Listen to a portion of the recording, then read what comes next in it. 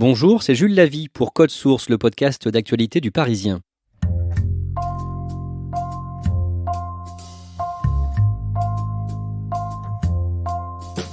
Depuis plus de 25 ans, elle fait partie du paysage parisien. Une grande roue de 60 mètres de haut, installée place de la Concorde, elle attirait chaque année entre 300 000 et 400 000 visiteurs.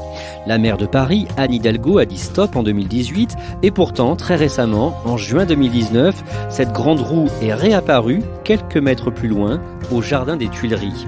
Nouveau coup d'éclat de son propriétaire, Marcel Campion, le patron des forains d'Île-de-France. On a voulu comprendre comment cet homme, parti de rien dans les années 60, est devenu aujourd'hui un personnage incontournable. À mes côtés, Nicolas Maviel, chef de l'édition de Paris du Parisien. En juin 2019, Marcel Campion décide de réinstaller la grande roue de la Concorde qu'il avait dû démonter en 2018 aux Tuileries, juste à côté, sans le dire à personne. Comment est-ce qu'il procède ? Tout simplement, en déposant son dossier auprès de l'État, qui est propriétaire du jardin des Tuileries, Marcel Campion glisse sa grande roue, sa très grande roue même, puisqu'elle fait 10 mètres de plus que celle qui est régulièrement aux Tuileries. Il met ça dans le dossier, en descriptif des manèges, parce qu'en fait, il est contraint de décrire tous les manèges qui seront présents. Et il y a la fameuse grande roue. Et tout simplement, en passant devant, on s'en aperçoit, on va l'interroger, et là, il nous explique comment il a procédé. Il se pointe avec ses camions, ses gros camions, et il commence, pendant plusieurs jours, ça lui a pris 4-5 jours, à monter sa grande roue. Personne n'y voit rien. Et ce qui est hallucinant, c'est que même les riverains ne disent rien. Personne ne dit rien. Il monte sa grande roue et à un moment, elle est là. Et tout simplement, c'est reparti comme en 2018, place de la Concorde. Les riverains qui sont là, la plupart, ils sont très contents. Ils sont descendus de leurs appartements de me dire « Enfin, la grande roue est revenue ». Et comment est-ce qu'on s'en est aperçu aux Parisiens qu'il y avait cette grande roue ? Tout simplement en passant devant, parce qu'on arpente pas mal les rues de Paris, et en passant rue de Rivoli, on se dit tiens, la grande roue est un peu plus grande que celle qui est d'habitude dans les Tuileries. Donc on décide de l'appeler, et en discutant avec lui, on s'aperçoit que c'est la belle et grande roue. Et ça, est-ce que la mairie de Paris était au courant ? Absolument pas, c'est ça qui est hallucinant aussi, c'est que comme ce site ne dépend pas de la ville de Paris, mais dépend de l'État, il a pu se passer de la vie de la ville de Paris qu'il a découvert quand on l'a appelé. En fait, on a appelé la ville et la ville est tombée des nues, même pour pas dire tombée de sa chaise, en apprenant que la grande roue était de retour à quelques mètres finalement de la place de la Concorde. On va voir comment Marcel Campion arrive à faire ce genre de choses en racontant son parcours tout simplement. Décrivez-nous Marcel Campion. Marcel Campion, c'est un personnage, c'est un physique, c'est une gueule, c'est une voix. Il mesure un peu plus d'1m80, il a des grandes mains, il a une voix assez sourde, il n'hésite pas à pousser 2-3 coups de gueule. C'est vraiment un personnage digne d'un film de Lautner. On le voit très bien dans un rôle comme dans le rôle des frères Wolfoni, par exemple dans Les Tontons Flingueurs. C'est quelqu'un d'extraordinaire à ce niveau-là. C'est vraiment une gueule et un personnage. Qu'est-ce qu'on sait de son enfance ? Son enfance est plutôt difficile. Sa maman décède pendant la Deuxième Guerre mondiale. Son papa revient atteint de la tuberculose. Lui-même doit en être soigné. Puis finalement, dans cette nouvelle cellule familiale entre son père et sa belle-mère, ça se passe moyennement. Et finalement, très jeune, il prend la route, il part tout seul. Et il vivra même d'ailleurs dans une voiture, une 4 chevaux à l'époque, pendant plusieurs mois, porte de Clignancourt, avant de tout doucement mettre les premiers pas dans le monde des forains.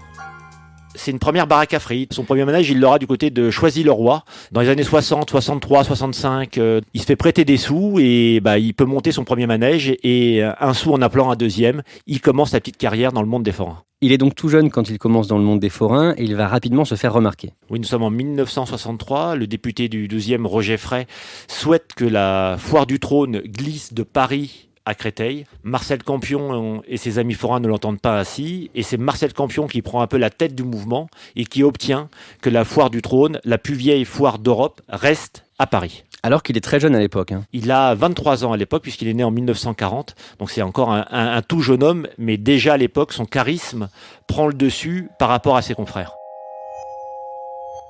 1973 à Rennes, puis 1983 à Paris, c'est déjà lui à l'origine des blocages de forains.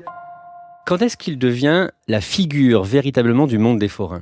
Quand il rencontre Bruno Cocatrix, pareil dans les années 60, le célèbre propriétaire de l'Olympia, là il rencontre Alain Delon, Jean-Paul Belmondo, Régine, qui accourt aux différentes fêtes qu'il donne, et il est très malin, il sait aussi les inviter. C'est-à-dire que dans chacune de ces fêtes, il y a toujours une star présente pour venir couper le ruban, lancer les festivités, et c'est comme ça, de fil en aiguille, qu'il les rencontre et qui s'en sert. Et donc il devient ami avec... Il devient tout à fait ami avec Régine, il sort avec elle, quand je dis sortir, c'est dans ses établissements nocturnes, il voit Alain Delon, Jean-Paul Belmondo, il les invite, enfin voilà, c'est vraiment un forain au cœur des people. Comment est-ce qu'il arrive à les séduire ? Par sa gouaille. Des gens comme Belmondo ou Delon, c'est des gens qui viennent de milieux populaires à la base.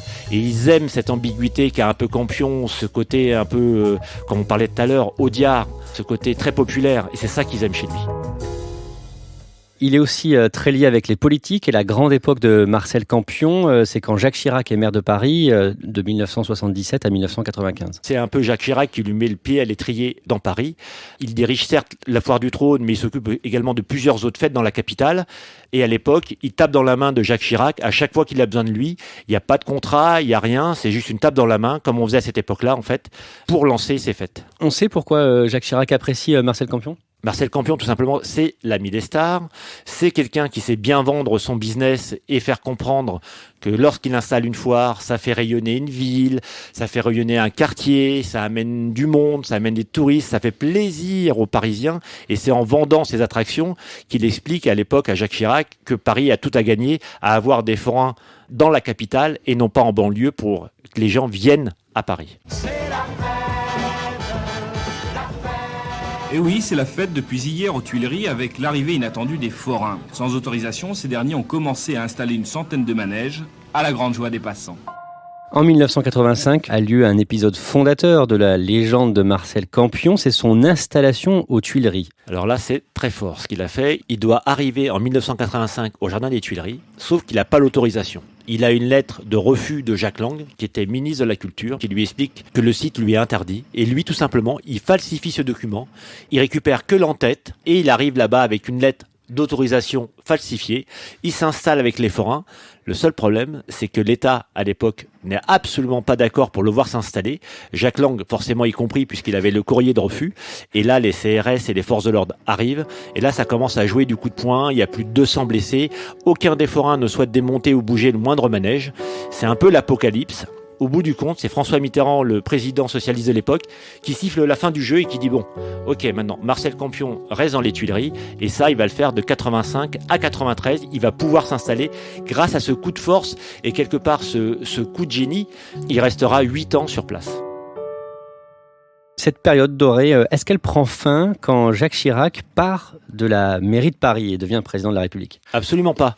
Il a noué au fil des ans des relations étroites avec Jacques Chirac, mais il fera de même avec ses successeurs, que ce soit Tibéri ou après Delanoë.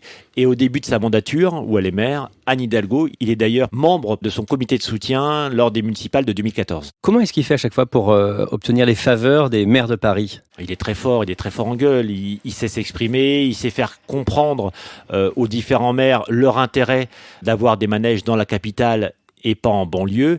Et ensuite, il aide les différents comités de soutien en finançant les différentes campagnes, ce qui est tout à fait légal. Ainsi, il s'attire les faveurs indirectement des différents élus. Comment est-ce qu'il est, Marcel Campion, avec les journalistes quand on le rencontre ? En fait, il a deux côtés. Il a un côté très charmeur, vraiment, il aime les journalistes et il aime se faire de la pub. Donc en fait, il a toujours les bons mots, les bonnes phrases, il tape sur les gens des médias ou les politiques sur lesquels les gens ont envie qu'on tape dessus.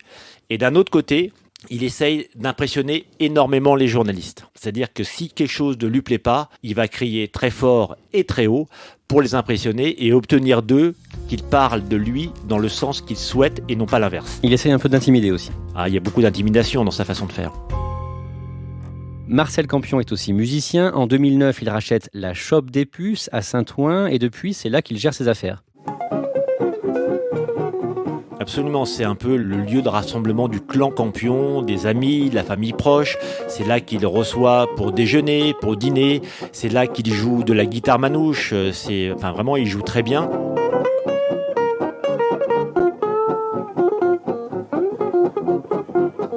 C'est là que Thomas Dutronc vient de temps en temps également jouer du jazz manouche. C'est vraiment son antre, son lieu, son cocon où il est bien et proche du milieu d'où il vient, avec à côté les puces et la musique.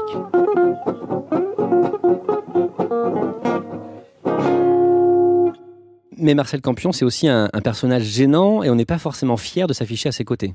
Brigitte Macron, la femme du président, était passée cet hiver au marché de Noël qui était aux Tuileries. Marcel Campion n'étant jamais à court d'idées, il s'est fait photographier avec elle, photo qu'il a envoyée aux Parisiens notamment, que nous avons utilisée, et forcément, le soir même, appel du cabinet de Madame Macron pour nous dire « Oui, je suis venu là-bas, mais uniquement à titre privé et non pas pour soutenir Marcel Campion », une précision très importante quand même. Il faut dire que Marcel Campion est connu pour ses débordements, pas seulement en installant ses manèges comme il veut, mais aussi en tenant des propos inacceptables. En septembre 2018, par exemple, il tient des propos homophobes au micro, devant une assistance et devant une caméra.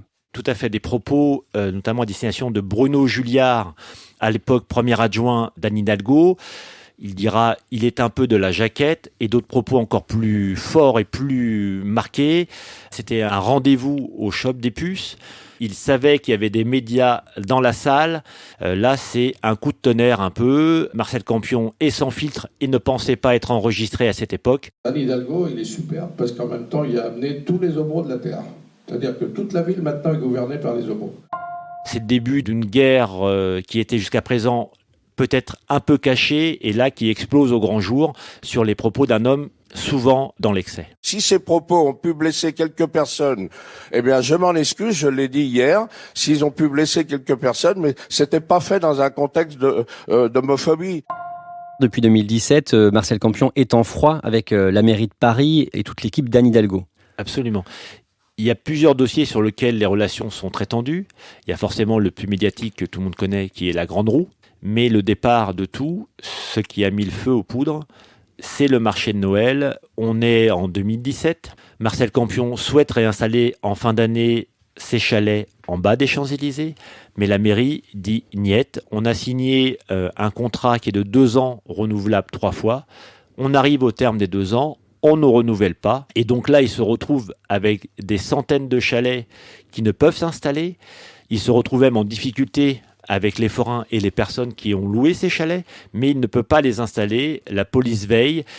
Il dira bien 2-3 fois dans les médias que de toute façon, il viendra s'installer, mais il ne peut pas le faire. Il ne fera pas de marché de Noël en 2017. C'est l'un des actes fondateurs du Conseil de Paris qui a voté dans son unanimité l'arrêt de ce marché de Noël qu'il trouvait un peu trop commercial avec des produits qui venaient trop d'Asie. Et là, c'est le gros coup dur pour Marcel Campion à l'époque. Parce que là, clairement, ça le met en difficulté financière, c'est ça ?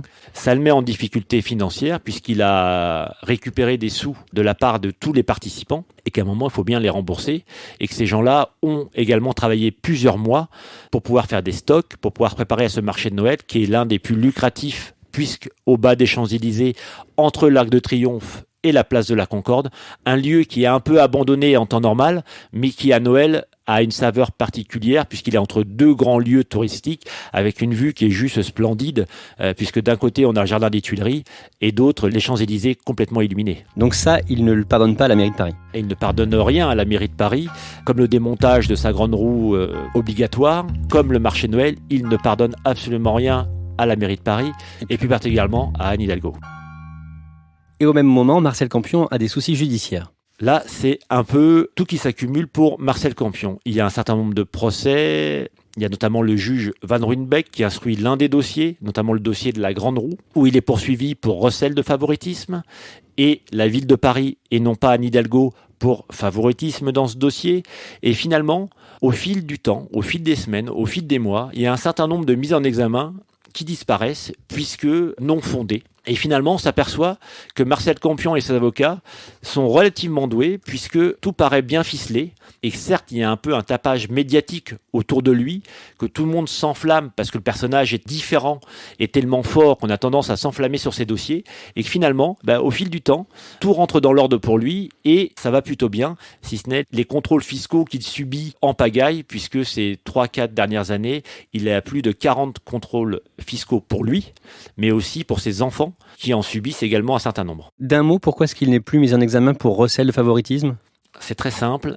Puisque la ville n'est plus poursuivie pour favoritisme, lui ne peut pas l'être pour recel de favoritisme. Le 27 septembre 2018, Marcel Campion affirme qu'il arrête ses activités professionnelles de forain. C'est un arrêt très très très relatif, puisque Marcel Campion reste derrière toutes les grandes fêtes parisiennes, comme la Foire du Trône, comme la Fête des Tuileries, comme le marché de Noël aux Tuileries, il est toujours très présent dans la capitale pour chacun des dossiers qui concernent les forains. Et au même moment, il prétend qu'il se lance dans la course à la mairie de Paris. Absolument. Il s'est lancé avec une association qui s'appelle Libérons Paris, tout un symbole pour Marcel Campion. Libérons de qui, de quoi ?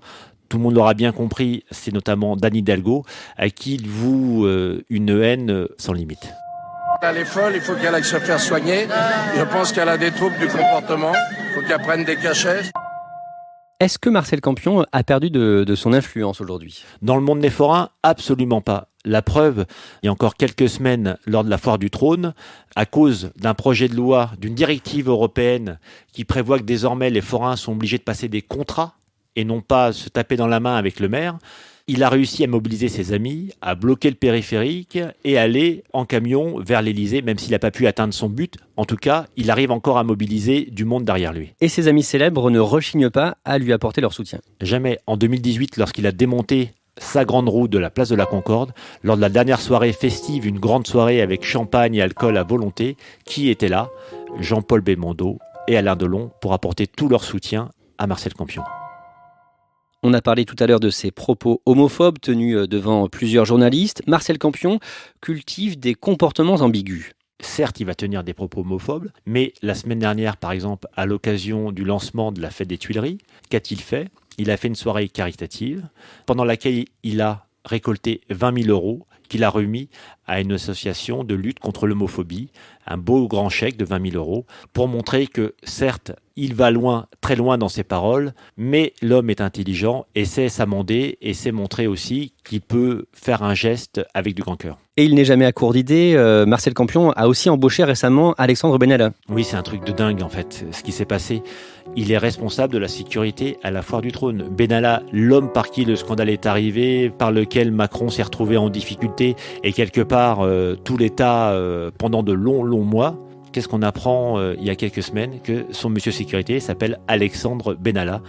Marcel Campion n'est décidément jamais à court d'idées pour faire le buzz. Marcel Campion a 79 ans, il a donc commencé très jeune sa carrière dans le monde forain.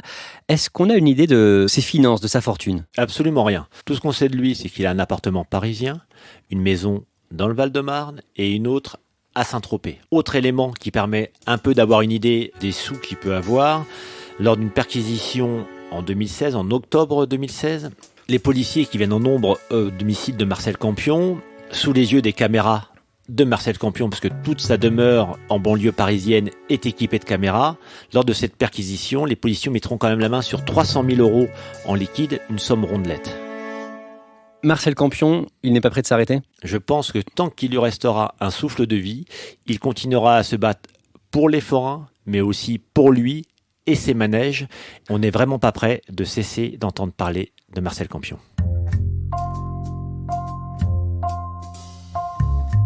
Merci à Nicolas Maviel.